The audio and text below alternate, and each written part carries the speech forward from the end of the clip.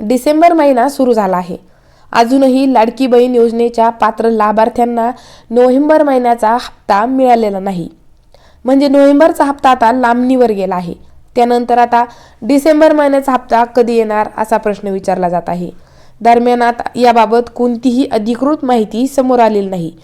लाडक्या बहिणींना नोव्हेंबर आणि डिसेंबर महिन्याचा हप्ता एकत्र येण्याची शक्यता वर्तवली जात आहे.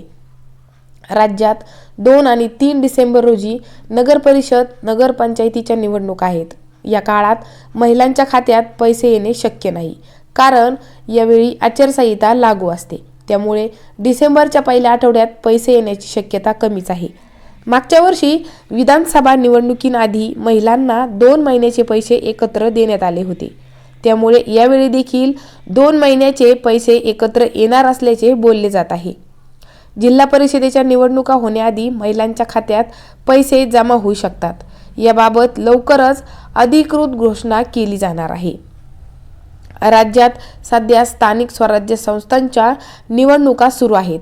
नगर परिषद आणि नगरपंचायतीच्या निवडणुकी झाल्यानंतर महिलांच्या खात्यात पैसे जमा केले जाऊ शकतात. डिसेंबरच्या शेवटच्या 2 आठवड्यात पैसे येऊ शकतात. लाडकी बहीण योजनेत महिलांना KYC करणे अनिवार्य केलेले आहे. दरम्यान आता KYC करण्यासाठी शेवटचे फक्त 30 दिवस उरलेले आहेत. KYCची डेडलाईन 31 डिसेंबर 2025 आहे. त्यामुळे या महिन्याअखेरपर्यंत तुम्हाला हे काम म्हणजे eKYC करायचे आहे. जर तुम्ही KYC केली नाही तर तुम्हाला या योजनेतून वगळण्यात येणार आहे. चॅनलवर नवीन असाल तर चॅनलला सबस्क्राईब, व्हिडिओला एक लाईक नक्की करा.